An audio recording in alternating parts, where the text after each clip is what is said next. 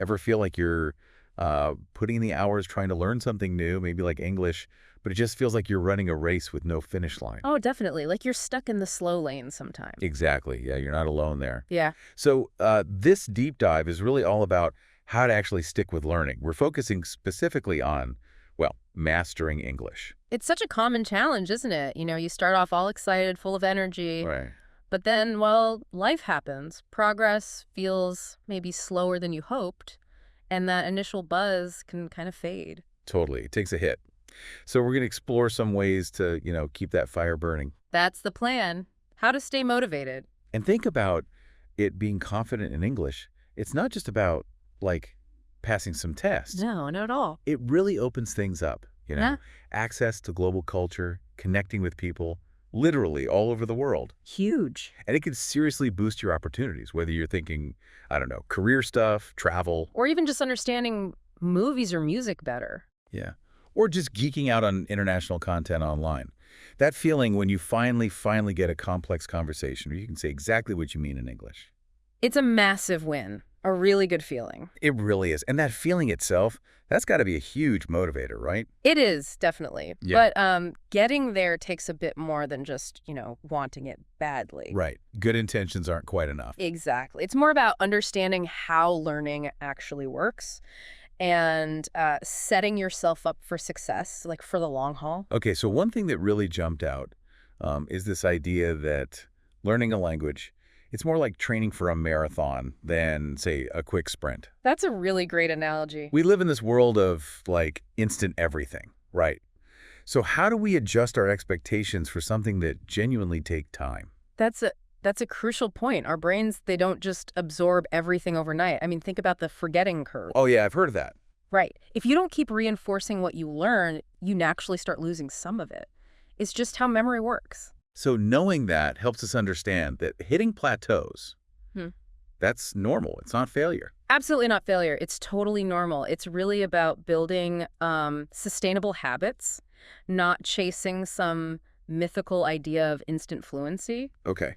Small, consistent effort, that's what really adds up over time. It compounds. So, okay, instead of getting totally bummed out if you don't sound like a native speaker after, I don't know, a few weeks. Which is unrealistic. Yeah. Right. It's more about celebrating the small victories, like Yeah. maybe finally understanding a really tricky grammar point. Yes. Or having even just a short conversation without completely freezing up. Those are big steps. Yeah, they feel big when you're in it. Definitely. So break down that huge goal master English into smaller, achievable steps, manageable chunks. Yeah. And every time you hit one of those mini goals, you got to acknowledge it. Recognize that progress. Like, give yourself a pat on the back. Yeah. Or maybe treat yourself to something small. It creates this sort of positive feedback loop, Encourages you to keep going. It's all about building momentum. That makes a lot of sense. Building momentum. And speaking of keeping things positive, what about making the learning itself more, well, fun? Oh, that's huge. Because, let's be honest, forcing yourself through endless, dry grammar drills can sometimes feel like actual punishment. Exactly. When learning feels like a chore, like something you have to do, it just becomes a struggle to stay consistent. Right. So you lose motivation. You do. So the key is finding ways to weave English into things you already enjoy doing, things you love. Like what? Well, are you into movies? Watch them in English. Start with subtitles, maybe English ones, then perhaps try without. Okay. Yeah. Or if you love music, learn the lyrics to your favorite English songs. Sing along. Ah, karaoke counts as practice. Totally counts. The more you engage with the language in a way that actually excites you, the more likely you are to stick with it long term. It's kind of like tricking your brain into learning almost, so it doesn't feel like work. Pretty much, yeah. Making it enjoyable. Yeah. Now, we all stumble, right? We make mistakes, especially learning something new and complex like a language. Oh, yeah. All the time. Yeah. How do we stop those moments from, like, completely derailing our progress, feeling like, ugh, I'm useless? That's all about mindset. You got to reframe those mistakes. See them as learning opportunities, not failures. Easier said than done sometimes, though. It is, but think about it. Everyone who's ever learned a language has made tons of mistakes. It's just part of the process, baked in. Okay. So instead of just focusing on what you got wrong, try to figure out why it was wrong. What can you do differently next time? Ah, so be analytical, not just critical. Exactly. Be your own, learning coach, your supportive coach, not your harshest critic. That shift in perspective sounds Yeah. Really important. It's about focusing on how much you're understanding, what you can do now, Right. rather than just dwelling on, oh, I still can't do X, Y, and Z. That positivity must help motivation. It absolutely does. Recognizing your actual progress, no matter how small it feels in the moment, it builds confidence. And confidence is key. It's a really powerful driver for persistence, for sticking with it. It helps you face the next challenge with a more resilient attitude. Okay, I can figure this out. And that resilience, it seems like it's really strengthened by just consistent practice. Oh, for Even if it's just, say, 15 minutes a day, that regular engagement keeps things fresh, right. helps Yeah. cement what you've learned. Consistency is absolutely key. Think of it like building muscle at the gym. Okay. Regular, smaller workouts are often way more effective in the long run than like one massive, intense session every few weeks. Right. You just burn out or get injured that way. Exactly. So daily practice, even if it's brief, it helps your brain actually form those new neural pathways more effectively. It makes the connection stronger. Okay, makes sense. Now, learning a language Yeah. doesn't have to be this totally lonely journey, does it? Not at all. Please don't make it one. Connecting with other learners, or maybe even native speakers. Yeah. That seems like a really great way to stay motivated and, I don't know, get different viewpoints. Absolutely. Sharing your experiences, the good stuff and the struggles with other people who get it, that creates a real sense of community. Yeah, you're not alone. And it provides encouragement. You can learn from how they approach things, get practical tips, maybe even find practice partners. It just makes the whole thing feel less daunting. It's like having your own little support system cheering you on. Totally. And I think having a really clear understanding of why. Why do you want to learn English in the first place? That must be super powerful when things get tough. That's your anchor, your North Star, maybe. Yeah. Whether it's, for specific career goals or maybe dreams of traveling or connecting with family overseas or just a personal passion. Right. Revisiting those core reasons regularly, especially when you're feeling a bit discouraged, it can really reignite your motivation, reminds you why you started. Gives you that purpose again. Exactly, a sense of purpose. So, okay, turning learning into an actual habit, like brushing your teeth or making coffee in the morning, that seems pretty crucial for long-term success. It really is. By setting up a routine, you make learning less of a conscious, effortful decision each day. Takes the willpower out of it a bit. Yeah. And it becomes more of an automatic part of your day. So maybe dedicate a specific time, a specific place, just for your English practice. Over time, it just becomes natural, part of your normal schedule, less room for excuses. Makes sense. Yeah. And ultimately, if you could actually find genuine enjoyment, like real fun, in the learning process itself, that's got to be the ultimate secret weapon, hasn't it? Oh, absolutely. Explore different ways to learn, different resources. Try apps, websites, books, conversation groups. Find what truly engages you. Whatever clicks. Yeah.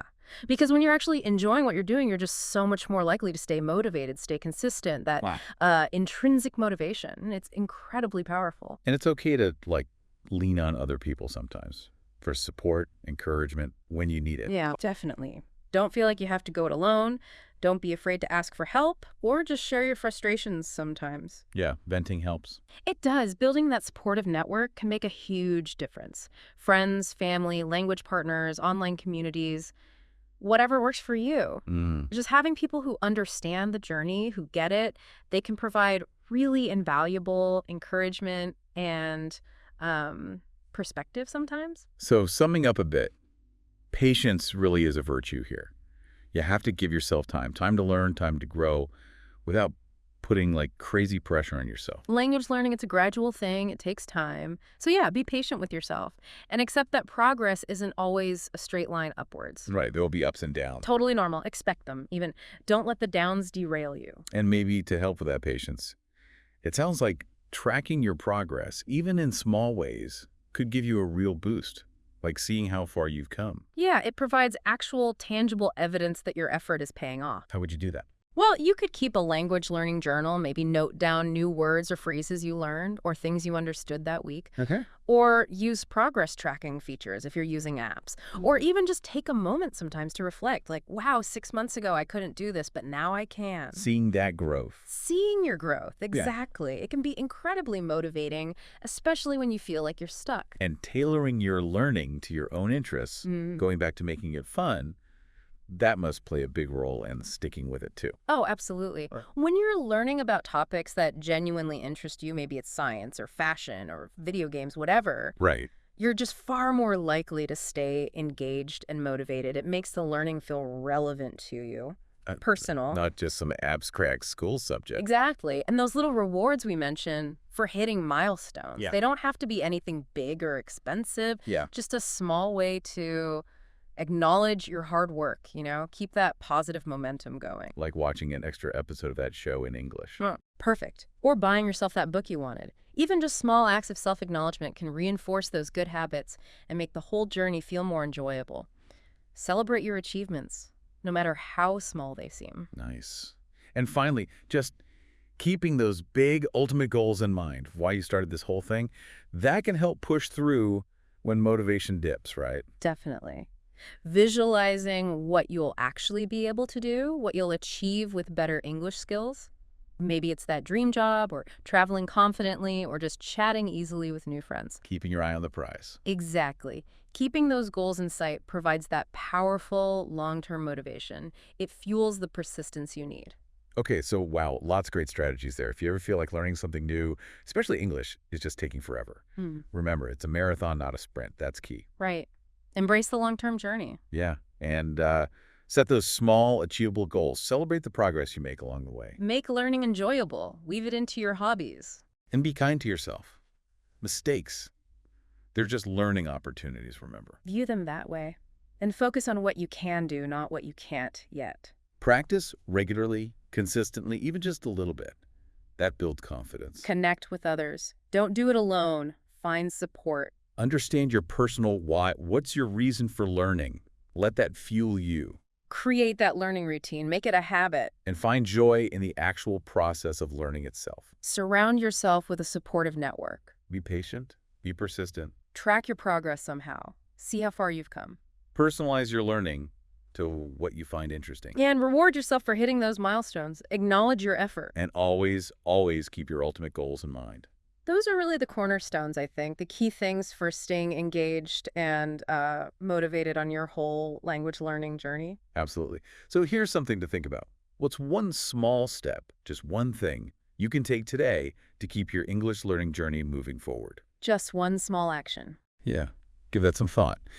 And hey, if you found these insights helpful, we'd love it if you'd like, share, and subscribe to the channel for more deep dives like this one. Thanks for tuning in.